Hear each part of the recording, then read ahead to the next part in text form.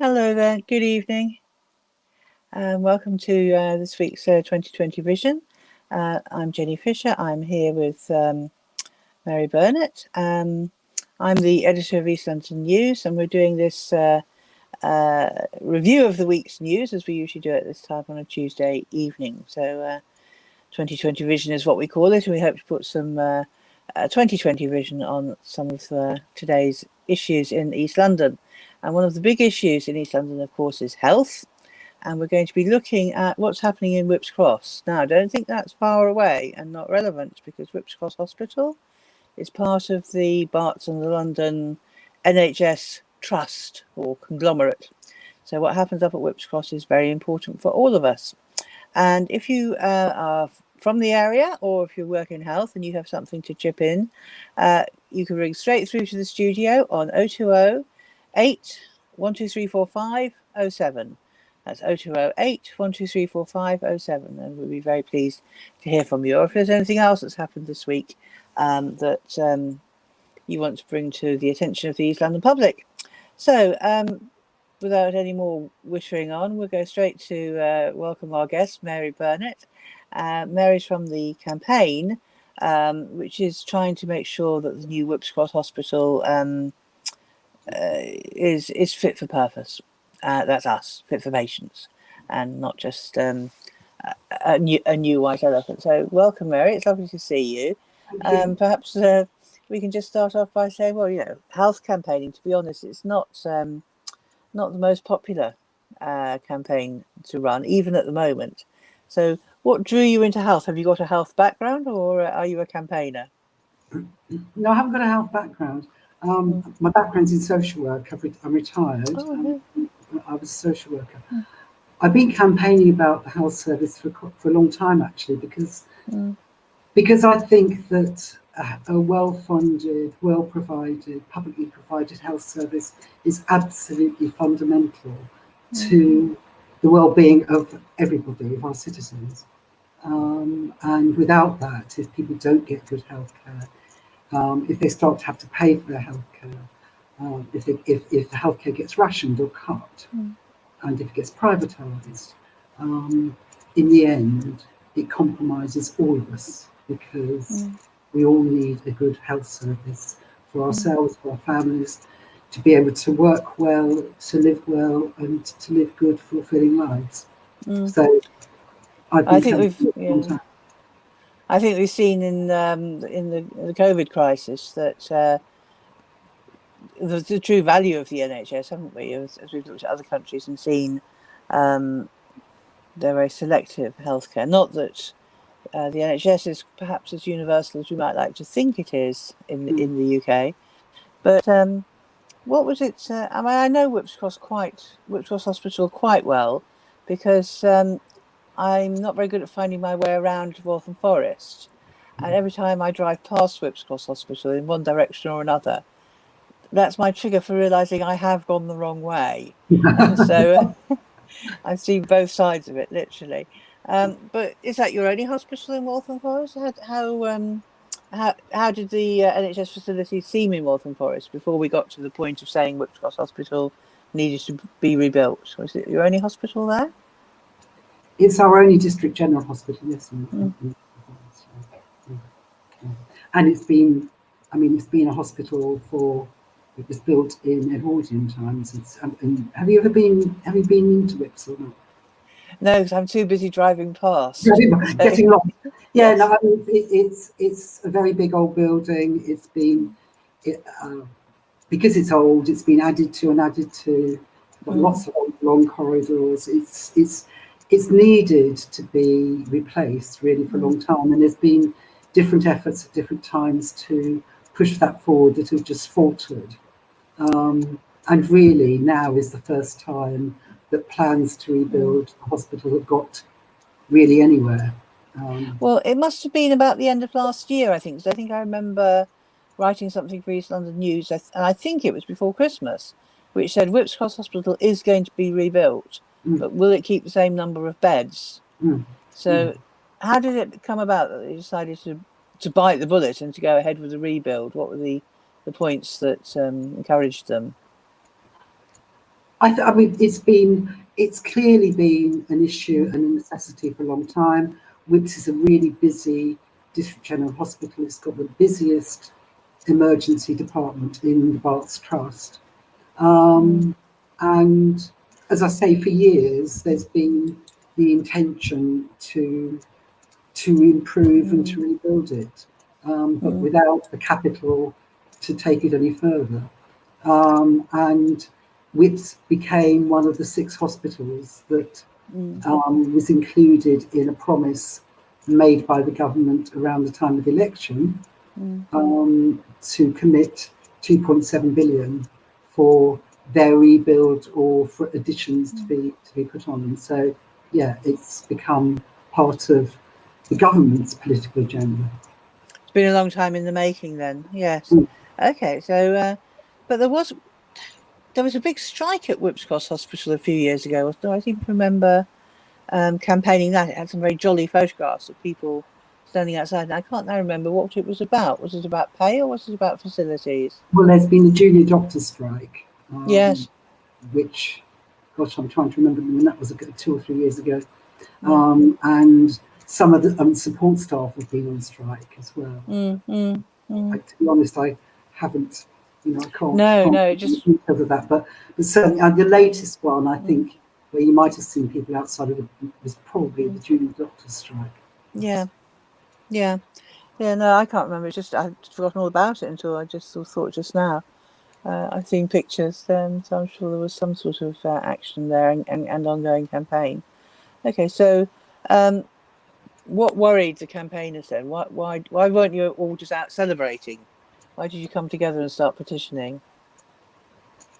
Well, Waltham Forest Save Our NHS, which I'm a member of, we've been campaigning about the health service locally in particular for quite a long time, and became particularly focused on Whipps Cross when we realised that the plans that were put in to NHS improvement in 2017 weren't going to include more beds, basically, and that really concerned us because we've got a really growing population, one of the biggest population growths in the capital, in this part of London, and to think that they were going to rebuild the hospital with not have more beds was a real cause of concern. So that was when we particularly started concentrating our campaign on Whip's Cross. We've been campaigning on other areas, on other things, like the hostile environment we've been campaigning on for quite a while. Yes. And yeah. So, I mean, I know that the beds issue is a real one to watch out for. When we had a rebuild of the Royal London, which was extensive, and I don't know, I haven't quite got my head around that space yet. It does seem to be very... No, it doesn't seem to be very large. I'm just being polite. It actually seems to be smaller. But certainly in the process of it being rebuilt, there were fewer beds than we'd begun with. But that's not the only reason why it feels smaller. I don't know why it feels smaller, but it to me it does. Maybe I've just shrunk or something. Okay, so where are we now then? Well, you've had COVID, haven't you? Sorry. Corona must have put everything on hold for a while, I suppose. What, in terms of campaigning? Yeah, well, and in terms of the building programme, surely nobody was sort of going out ordering bricks, were they? I don't think they got to the point of ordering the bricks. No, they're pushing ahead with the plans. I mean, they have to put in a strategic outline case first of all. Right. Different stages. So they put a strategic outline case that has to be approved, and then they have to do an outline business case. And so, I mean, it's quite a long process.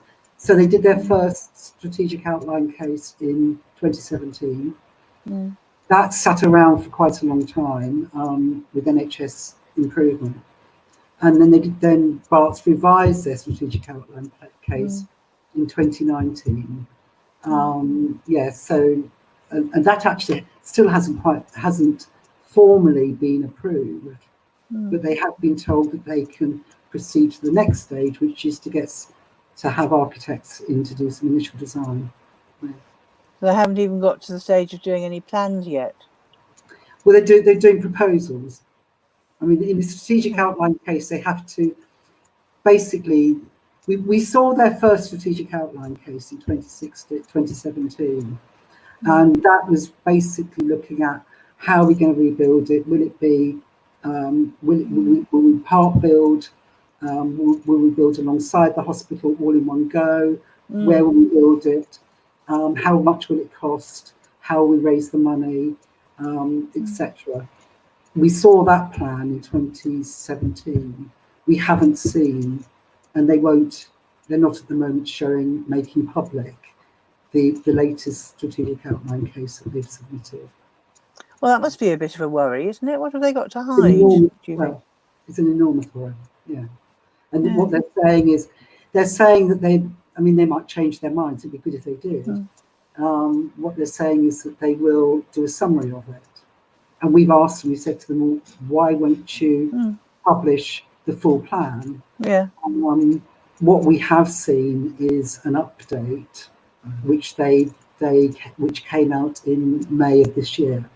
And that update included a range of things in terms of timescale, etc.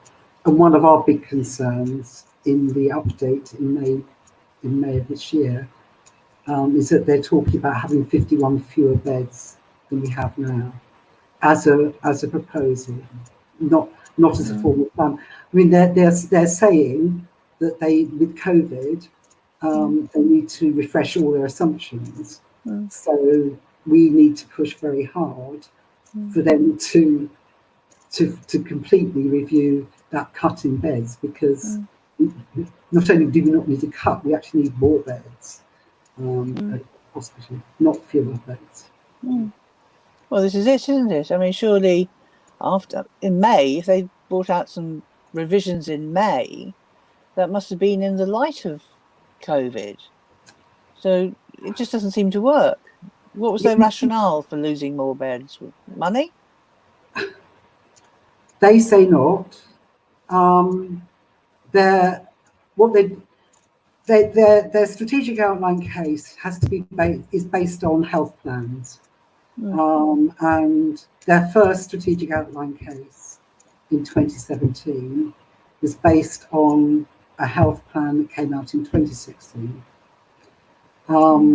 However, their latest outline case is based on different plans. There's one for the community, one for Waltham Forest for community services, and there's one for the hospital. And that it's those plans, particularly, well, both of them, that they're basing their numbers on, their bed numbers on. So they've got an integrated strategy in the community.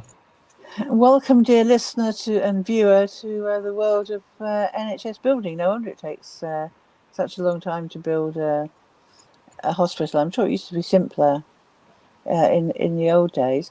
If you're listening and you can shed any light on the Whipps Cross plans and what's going on financially, or you want to chip in, do join us on 020 812345 07. 0208 12345 07. Just give us a call, and you can join in, because it is very important, isn't it? Because overall that does mean a reduction in beds across the whole of East London. Absolutely, yeah. I mean, Whipps is already the occupation of the beds is 98-99%. Bed occupation is really, really high, and that's and what they're proposing is fewer beds, or depending on the refreshment of their assumptions. Yeah, I mean, that sort of level of bed occupation, bed occupancy is really bad news. It's been associated with increased infections, readmissions, and that's another reason why we're so concerned about it. That already it's a struggling hospital. Well, to get to that level of bed occupancy, you're usually having to discharge patients who've been in overnight first thing in the morning, and then use the beds for day patients who can get clear out again in time for more overnight admissions. That's usually how you get that level of bed occupancy, isn't it? So, but I know your other concern is A&E. So Whipps Cross has got an A&E at the moment. Is that the only one for miles around, or is there plenty of choice? In terms of, well, there's an A&E at Newham. The A&E, so there's an A&E at Newham, there's an A&E at Homerton, Hackney, and there's an A&E at King George. I'm not too sure. No. King George A&E has been cut back, and I'm really not too sure now of the status of the A&E at King George, to be honest. Maybe somebody can call in and tell us. Yeah, that would be really handy. But our worry about the A&E is that, I mean, we've said for a long time that we're concerned the A&E could be downgraded, and Bart say no, it won't, because it's such a busy A&E. But the worry is that they're proposing that Bart should specialise in the care of frail and older people.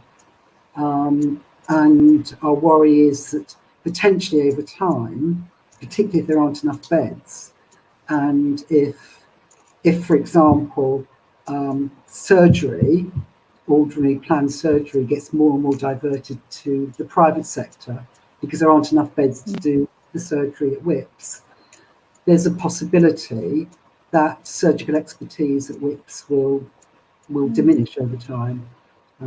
So that's another worry that we have, that we will lose the emergency at Whipps potentially, and other facilities. I can see that, because when you were talking, I was thinking, well, where are they going to put the other routine surgery cases? You know, are they going to go to the London? Are they going to go? Where do they imagine that they can be included? And of course, that's the answer, isn't it? To use public money to support the private sector, it's sort of insidiously. I mean, it always not amused me. That's the wrong word, but when Boris used to say, "I'm not going to sell the NHS," you know, and we were thinking, well, okay, you're not going to sort of put a big bow around it and, you know, put it up for auction. We know that. But all these little bits going off, I don't know if the general public realise how, you know, how much of the NHS, how many of our services are actually going to the private sector. And everything we put into the private sector, I mean, the last Labour government was very naughty in that regard. They started it. And after the event, I think a number of them were saying, well, what they were doing was just trying to get the waiting lists down. It was never intended to be a permanent move. So you just have to take that at face value. You know, it is what it is. But now it seems to be much more relying on the NHS. And it's very interesting the way you've described it, because that does show, I think, just how crucial the private sector is. And I suppose with all the talk about economic downturn, I suppose the private sector is the sector that the government will want to boost, because it will see it as employment. Well, and certainly I think with all the procedures that have been cancelled and put on hold because of COVID, we can just see more and more people being diverted to private sector beds, and you know, given the urgency of some of that treatment or some of that surgery, there's an understandability to that. But what is a concern is that if we don't have enough beds, there's almost an inbuilt assumption that the extra capacity will come from the private sector. And there's been a massive increase in the use of the private sector for a lot of routine surgery, particularly things like hip replacements, have gone up enormously since 2012, 2013. And I'm sure a lot of people listening will know people who wouldn't have chosen to go to the private sector because of their values, their political beliefs, but have ended up having to do that because otherwise they would have to wait, you know, months and months and months when they're in a lot of pain, and they're offered private surgery or you know, some sort of private assessment, and of course you take it. Yes. I mean, we can't blame any individual patients, can we? But at the same time, I don't know if generally people realise just how much of this is going on. So obviously you have been able to group a number of campaigners together to try to secure the improvements needed in the hospital and do without some of these detriments. So what sort of things has the campaign been doing then? I know you had a Zoom meeting recently. Yeah, we had a Zoom meeting last week. And I mean, it's interesting you're saying it's hard to campaign. So in the beginning, I think it's hard to campaign about the health service. Actually, whenever we're out leafleting, talking to the public, people are so concerned and committed to our NHS. You know, they will regularly stop and sign petitions and talk to us about what's happening. Talk to us about the sort of care they've had at Whipps Cross. You know. And it's really encouraging, despite the pressure at Whipps, to hear people saying, "I had really good care there. You know, the nurses were really busy, but they looked after us well." So let me just stop you for a moment. I think. Oh yes, we do have a call coming in. That's that very loud sound. Hello, caller. Can you hear us? They looked after us well. So let me just stop you for a moment. Oh, yes. We do have a call coming in. I think we're getting into a bit of a pickle here with our delay. We do. Hello, caller. Can you hear me? Yes, we can hear you. What's your name, caller? What's your name, caller? Oh dear. I'm not sure we've retained our caller. I think she may have gone away. We do have we only have a 4-second delay in terms of transmission. Hello. It's Charlotte. Hello, Charlotte. You're very welcome. What would you like to talk about, Charlotte? Have you got a question for us, or? Gone away. We do have. Hello. I was trying to call the program. Yes, you're live on air. Very welcome. What would you like to talk about, Charlotte? Have you got a question for us, or? We do have. Hello. It's more an Charlotte, can you actually turn the video off? Yes. Very welcome. Charlotte, what's happening is that we're getting the sound of our broadcast coming back through your call. So if you just turn your video or your device down, and you're speaking to us on the phone, and you're now live on air, so you can tell us what you wanted to say.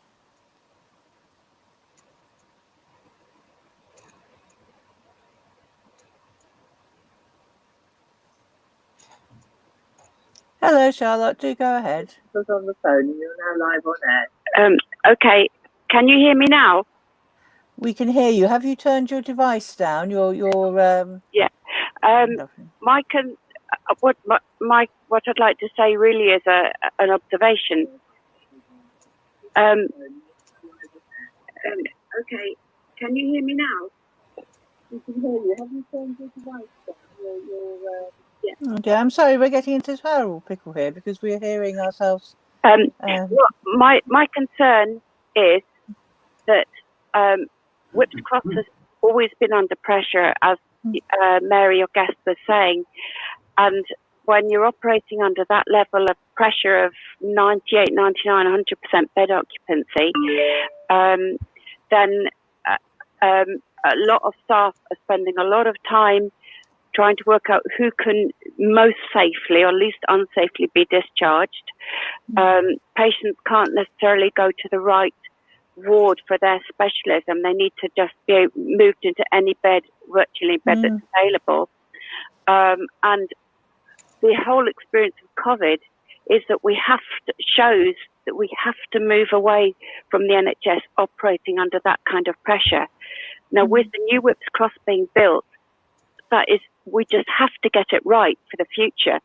So there has to be enough bed capacity, space for all the departments, additional space so that there can be distancing.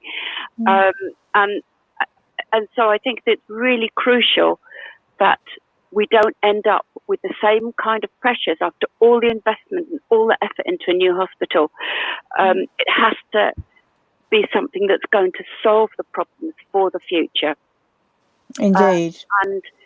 And the other thing I think that's really important is that when a hospital is built, it's built to the best possible sustainability standards, because we have that responsibility to our climate, and we know the massive threat that we're under at this time, and it's possible to build a zero carbon hospital, and that's another thing that our campaign has been campaigning for, and many others as well. That's all I wanted to say. Thank you. That's brilliant. Do you work in the NHS, Charlotte, or are you just a user like the rest of us? I'm an occupational therapist, and have worked at Whipped Cross for sort of nearly 3 decades. I'm more or less retired now. I do an occasional bit of work on the staff bank. Well, thank you very much for your call. Apparently we've got some other calls stacked up. So I'd just like to say we do very much appreciate you calling, and all the support for the thing. And I hope you're in touch with the campaign, and we'll see you down at the hospital in the very near future. So thank you very much, Charlotte. Bye. Bye-bye. Mary, would you like to comment on that? I think Charlotte was pretty much supporting what you were saying about the bed occupancy. Yeah, absolutely. I mean, I think she put it very well, that basically when bed occupancy levels get that high, it's unsafe for everybody, and it puts staff under enormous pressure and stress. Yes. People Yes, are discharged prematurely, and staff can spend an awful lot of time trying to get a bed for the patients who need to be admitted. Yeah. Goodness, yes, that must be. I know. I hadn't really thought through that bit about where do you end up in a hospital? Do you end up somewhere suitable if you're an unplanned admission? I know when I was in the London Chest Hospital when I was poorly about 10 or 11 years ago, of course, cardiac issues are a very male issue. So there were two women sort of dumped in the middle of a male ward, and I'd heard the sort of problems about that before, but I'd never really experienced it. We seem to have another caller coming through. Hello, caller. Can you hear us? Have you turned your device off so that we can hear Yes. you? Yes. Hello, caller. What's your name? My name is Eva. Eva, you're very welcome. What point would you like to make? I want to make a point and I want to ask a question, please. Go on. Yes. One point. The point I want to make is there has already been there's a new hospital in Whitechapel in rural London, which has been designed with fewer beds than the old rural London. So it's got fewer beds.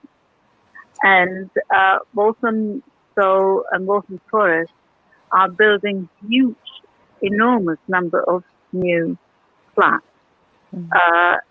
and blocks of flats. So there's going to be a huge increase in the local population for the future.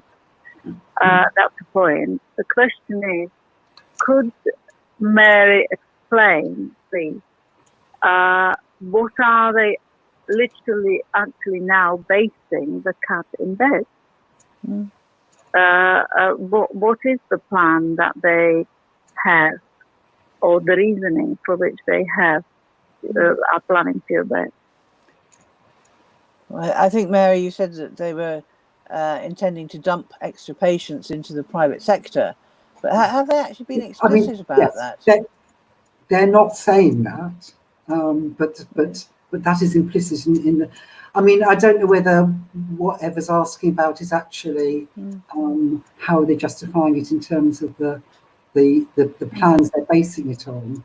But if she is, one of the key plans is comparing Waltham Forest with other council areas with similar demographics, saying that if Waltham Forest performs as well as they do, in terms of the numbers of emergency admissions and how long people stay in hospital, then bed numbers can be reduced if we have improved services in the community. And then there's a lot of detail in this particular plan about those improved services in the community. But there's a lot of, our groups have spent a lot of time looking at the plans, and we think they're really quite flawed. The plans are, they're comparing Waltham Forest with other councils, most of whom, not all, most of whom are better funded than Waltham Forest is in terms of both health and social care. And also they've calculated the extra care in the community that's needed without exploring in detail the care in the community that's already provided. And I don't know how you can say with this better care in the community, we can have fewer people admitted on an emergency basis in our hospital without evaluating how it's working at the moment and without having detailed information about those services. And absolutely, that can't find that in the plan. Ava, are you still with us? Is that a good enough answer for you? I am. I'm listening. I find it difficult to listen on the phone rather than the computer. So I'm trying to concentrate on what's being said. I know it's hard, isn't it? But I think that's your answer, that people are just very worried about that. I hope you'll be in touch with Waltham Forest Save Our NHS. And do you work in the health service yourself, Ava? What job do you do? I'm a retired resident. I used to be a lecturer, university lecturer. Yes. Oh well, it's I'm trying to retire, but I haven't quite made it yet. And I think there's so many campaigns rely on our generation, don't they? So I hope you will get involved. But we'll say thank you for calling for now, and Thank you. stay with us. Thanks for ringing in. Yes. Okay, so thank you, Ava. And so don't forget, if you'd like to join in the programme, it's 0208 12345 07.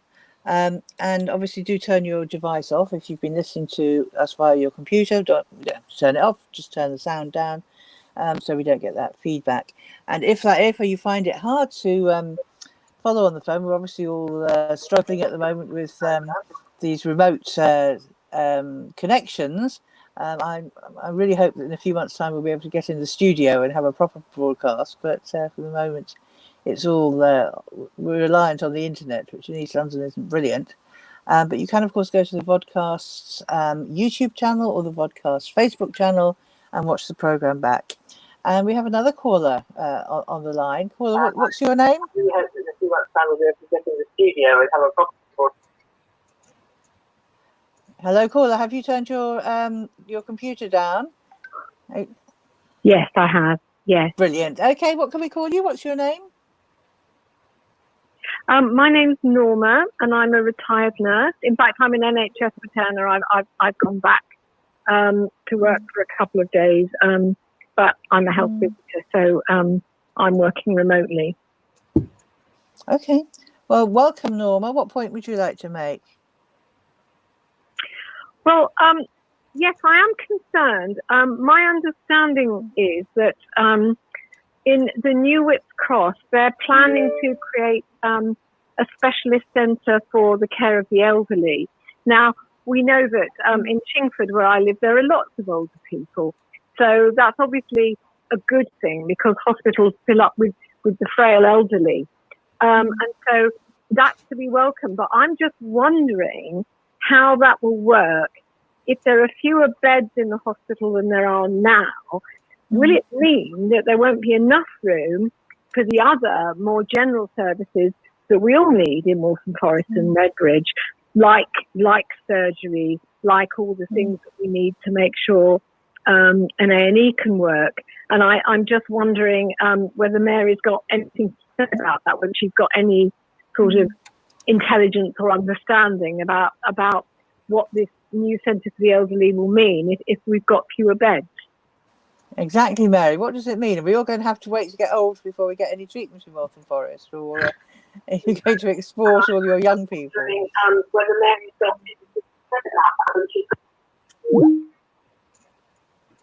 I mean, it's certainly one of the big worries that I mean, as Norma said, there's a lot of older people in this borough, particularly in the Chingford area.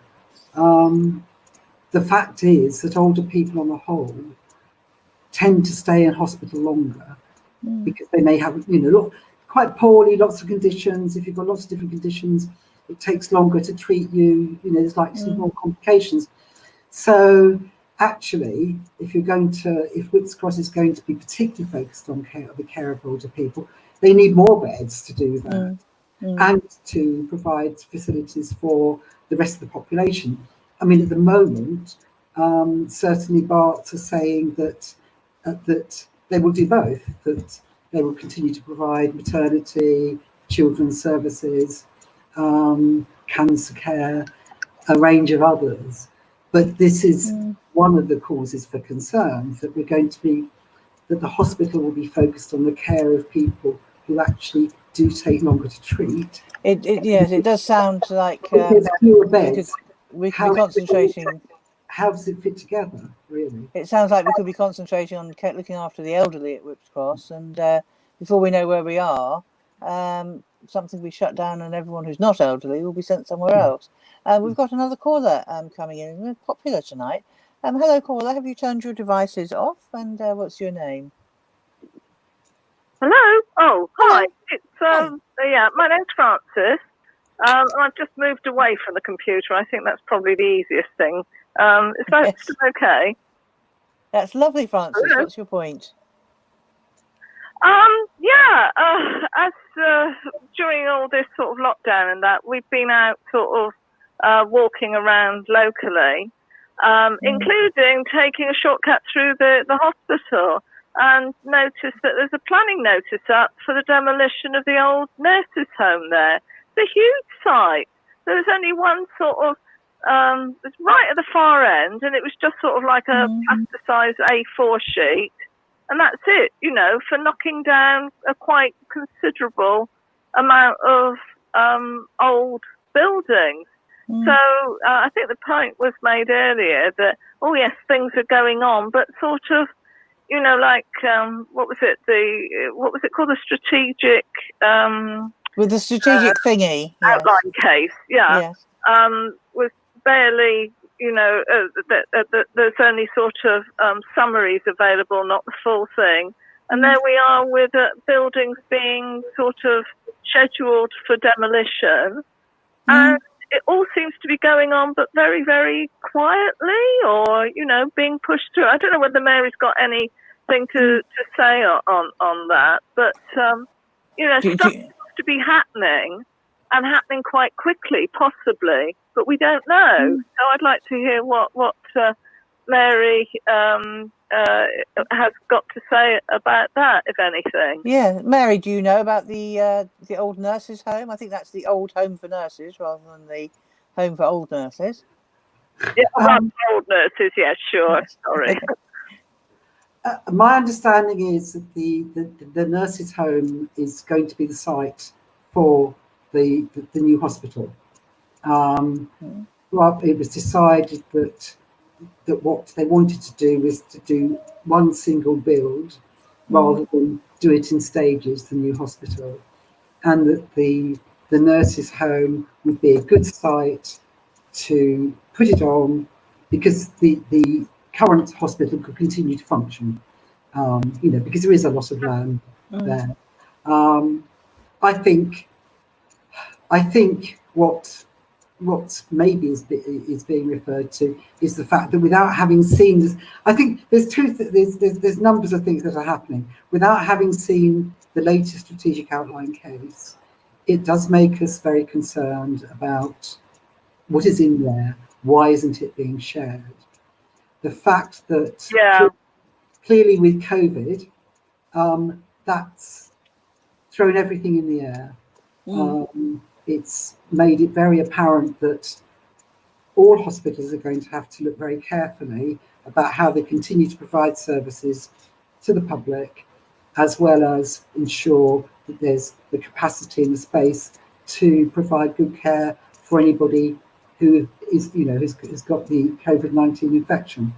So that's another factor. The other thing is that because of the emergency legislation that's been pushed through, it's 2 years, that it's really concerning that's really given the green light to government and to the local planners to get on and push things through at a rapid pace without the degree of scrutiny and public and accountability to the public that we could normally have, because there aren't public meetings, but also because the emergency legislation almost allows those with the authority to get on and do what, to some extent, what they want, up with the justification of doing it to respond to COVID and all the pressures that's brought with it. That makes sense. Yeah. I think there's a whole load of... It's really worrying, I must say, you know, that it just seems that sort of things are being done on the QT, as it were. I mean, I say this as a sort of local resident. I mean, I sort of live a hop, skip and a jump away from the hospital. So, you know, great to have a new hospital, be wonderful. But we'll put up with, you know, all the disruption and the fact that there's transport issues and all the rest of it. But despite the fact, I mean, there was a sort of, consultation, I don't know what you want to call it, but, you know, some glossy stuff that was put out to the residents, sort of, was it earlier this year, last year, I can't remember. But I thought that there was a choice between where they were actually going to be putting the new hospital, but because they outlined, I think it was 3 different places, but I didn't really think that it was going to be, you know, definitely where the nursing home, the home for the nurses was, and that. And there's all sorts of weird stuff in there about, you know, having to sell off land to partially fund the building anyway. There's an awful lot of questions that need answers, I think. But Mary, I think you tried to do your best tonight with some very, very difficult ones anyway. Yes. Of course, Mary is here as an informed campaigner. She's not answering for the strange things that the trusts are doing. But I think the other real concern that we touched on in the beginning is that what Barts are doing and what they're having to do in many respects is to design a hospital without adequate government funding. So that's putting a squeeze on the bed numbers, on potentially on the facilities, and it's also meaning they've always intended to sell off some of the land for housing. There's a lot of land there, and our campaign has never said we don't think they should sell any of the land, because that would be rather foolish. But the worry is that the more the squeeze is on how this hospital gets funded, the more land has to be sold to fund a hospital that isn't going to be big enough probably anyway. I mean, I mean, we have to remember that giving notice to demolish something is not quite the same as getting planning permission actually to build something instead. They are 2 separate processes, and certainly one can be done without the other. Yeah, I realise that. Yes. But, I'm sure you do. It's just weird just to see this tiny notice on this huge building and expanse, and I was thinking, but it's so important. Yeah, you know, and it's sort of happening without almost anybody knowing about it. Well, I suppose if you read the local paper and that, you will do. But it does seem to be going ahead, considering the nurses' home's been there derelict for, years. And then all of a sudden, everything's, you know, things are happening, as it were. And did sort of have a look to see if there was a number or something that referred to the planning committees, because I presume that even for demolition you've got to put in a planning application. I don't think so. On the website, on the council website, but I think it all seems to be happening, but not happening. Very weird. Yeah. Well, I live on the Isle of Dogs, so I've grown up with haphazard and chaotic regeneration and development. And I think with demolition, as long as you give your council notice that you're going to do it, which I think is only about 6 or 8 weeks notice that you have to give, although you can give the notice and then demolish at any time. You know, there's a minimum period you have to wait, which is not long. I think demolition is down to you. If you own a building, you can demolish it unless it's listed. I mean, it sounds to me. Yeah, so we have tried to list buildings as well. I mean, do you think, is there any merit in the nurses' home? Is it worth saving, or is it better to just I mean, there is build afresh? I think you had a caller on earlier who was talking about things being sustainable, and there is a movement amongst designers and architects to refurbish such buildings. But of course, it's far more costly than knocking them down and building up something new, believe it or not, even with the cost of taking away all the bricks. But it'd be nice if they sort of at least reuse the bricks, but I shouldn't think that there's much hope of that somehow or other. I think we're probably going to end up with a glass and steel thing, but I don't know really. But it will be very, very important that the design of the hospital is fit for purpose. And she'll be sort of looking at all this with great interest and perhaps trying to get a bit more involved as well. That would be excellent, I'm sure. I'm sure Mary would very, and the other campaigners would welcome a bit more involvement, particularly from an eagle-eyed walker. You can never have too many of those. Okay, thank you, Jenny. Brilliant. No, thanks for your call. Thank you. Okay. Bye. Bye-bye. Right, so let's try to remember where we were. I did have a burning second question that I was going to ask, but I mean, do you think is the nurses' home really big enough to build a whole new hospital on? I mean, just no.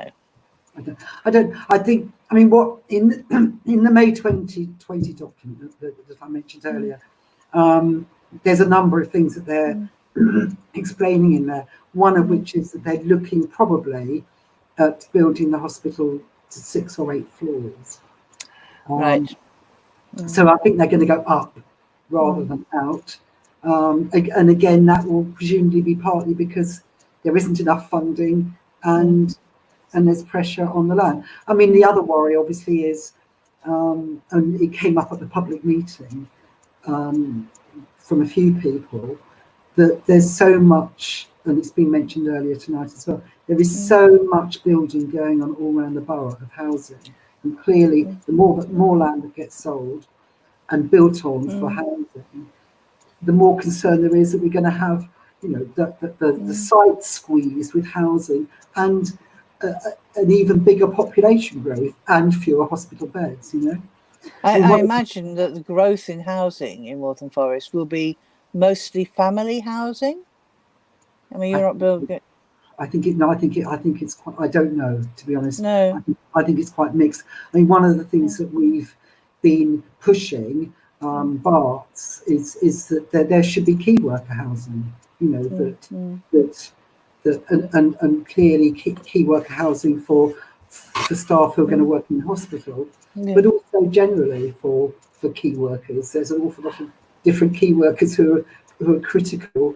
That would make a lot of sense, wouldn't it? Sorry, go on. I was going to say, if you're going to build a hospital, you've got to have people work there. So, build housing, use the spare land to build housing for the workers, and that would be a good use, wouldn't it? It's like almost like a swap for the nurses' home, the old style nurses' home disappearing.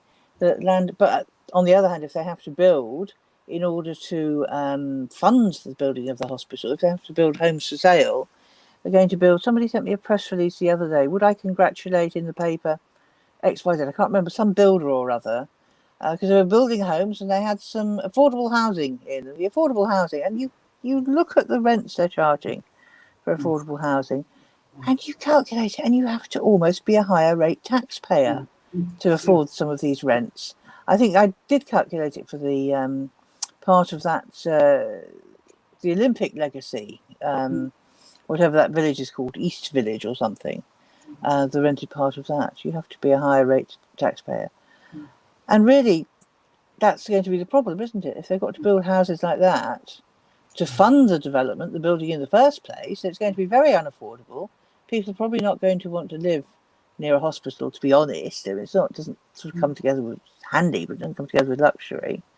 And in any event, are we about to see the bottom fall out of the housing market? Can the economy actually sustain these high house prices? Sorry, that was me going off on a bit of a rant. No. I agree with you, and I mean the whole term affordable housing is a nonsense. But it's still used, isn't it, all the time to say it's okay. We're going to build 50-60% affordable housing, and it's not affordable.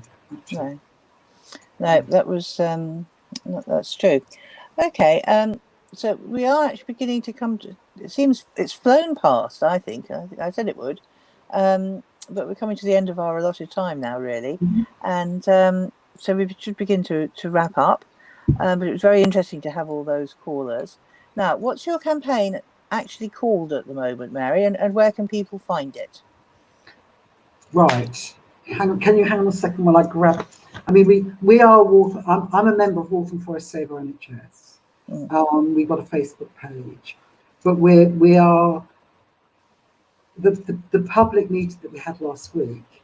There was a few purposes to it, but a key purpose was that we know that we have to expand the campaign about Whips Cross and its redevelopment and get more people involved in. Sorry, I need to. No, that's all right. Waltham Forest Saver NHS and get more people involved. So it's the important campaign. That's the key beginning campaign. But obviously, that's you've got we've set up a new email address for a Whips Cross specific campaign. Right. And it is Whips, all lowercase, whips.cross.campaign@gmail.com. Oh, there you are.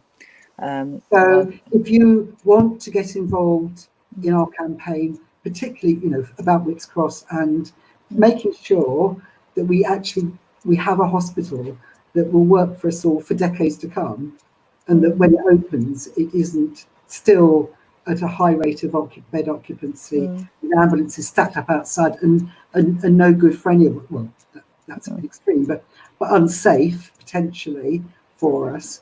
Then do please join our campaign through that email address. Thank you. That's great. whips.cross.campaign@gmail.com. Yeah. Good luck to whoever's got to wrestle with that. I was wrestling with a Gmail account earlier today, and it wasn't pleasant, and words were said. But there we are. That's the industry standard these days, isn't it?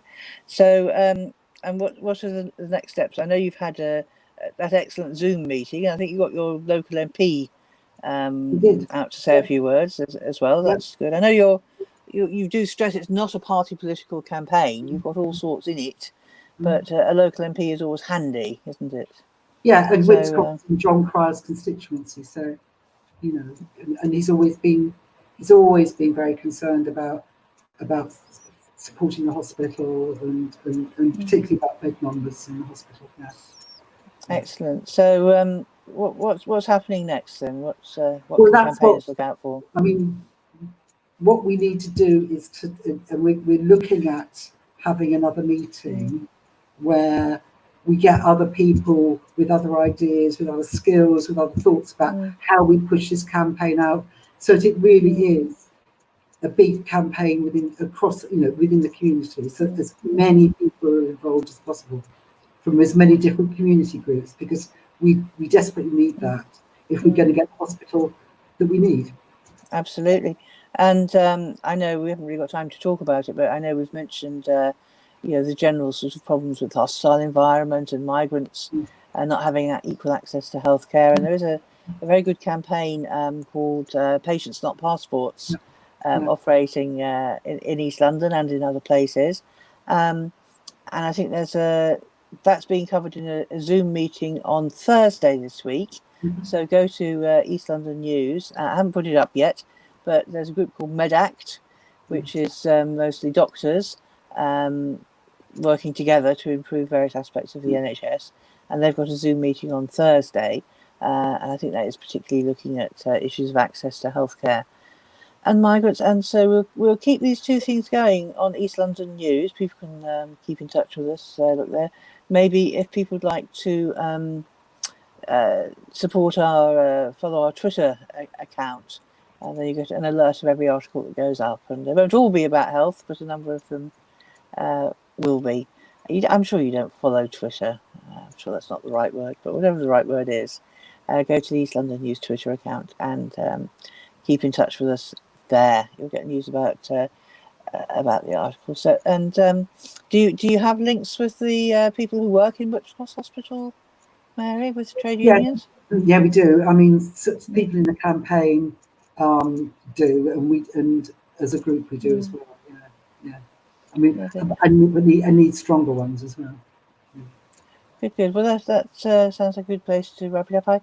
I usually treat our viewers to a quick roundup of the East London news, but we don't really have time to go into that today. All I will reassure our Tower Hamlets listeners is that on the one hand, there appears to be no news in Tower Hamlets, because there's been no news since last week. So that's, I think, reassuring. Nothing's happening in Tower Hamlets. That's good. We did invite, of course, one thing that is happening in Tower Hamlets still is the ongoing dispute between the mayor and some of the councillors, otherwise known as the council, and the entire council workforce, which has just had new terms and conditions imposed on it, and which the workers have identified as basically reducing their pay and their allowances, and they are not happy. So Unison has had now 2 sets of 3 3-day strikes, and I think we can expect to see further strike action from Unison shortly. Quite what the councillors think they're doing, nobody is clear. It may have come as a bit of a shock to them that there's such widespread interest in this dispute over these new contracts, and the General Secretary of Unison has been very firm that the council is out of order and shouldn't do it. So really, we do need to see some movement in Tower Hamlets. We did invite the Mayor of Tower Hamlets onto any show during July, so put his side. We've had the trade union on. We invited the Mayor of Tower Hamlets, but he has not chosen, or he's chosen not to, or not chosen to, I don't know, accept our invitation or even reply at all. So we can only assume that tonight again, John, you were washing your hair, and we'll email you to confirm, but we are now extending this invitation. We're here throughout August. So any Tuesday in August between 10 and 11, if you'd like to come on, talk to us about Tower Awards and explain what you think you're doing, that would be very welcome. So with that, I think there's only me left. Is Mary still there? Can we thank Mary? Yes, lovely. Thank you for giving me and our campaign the airspace. I really appreciate it. Thank you. Mary, you're very welcome. We're delighted to see you, and we'll continue as well to give you some page space on the internet and do all we can to support the campaigns. I think it's clearly going to be a big focus of health campaign work in East London. You are at Whipps Cross Hospital is in the same trust as the Royal London Hospital, Mile End Hospital, and Barts Hospital. So really, the capacity of that hospital, it's in the interest of all of us to keep that up. You know, I mean, there's a lot of building in Waltham Forest. There's a lot of building still in Tower Hamlets. I mean, where I live, there's a little bit of space, and they're going to build 7,000 flats on that. So you know, you can't stand still long in Tower Hamlets. Otherwise, you will have something built upon you. So it's all going on everywhere. We've got a lot in common. That was great fun. Thank you very much, everybody. And hopefully we'll see you next week. I haven't worked out what the date is, but Tuesday next week, join us again and we'll see what else is going on in East London. So thanks for watching. See you next week.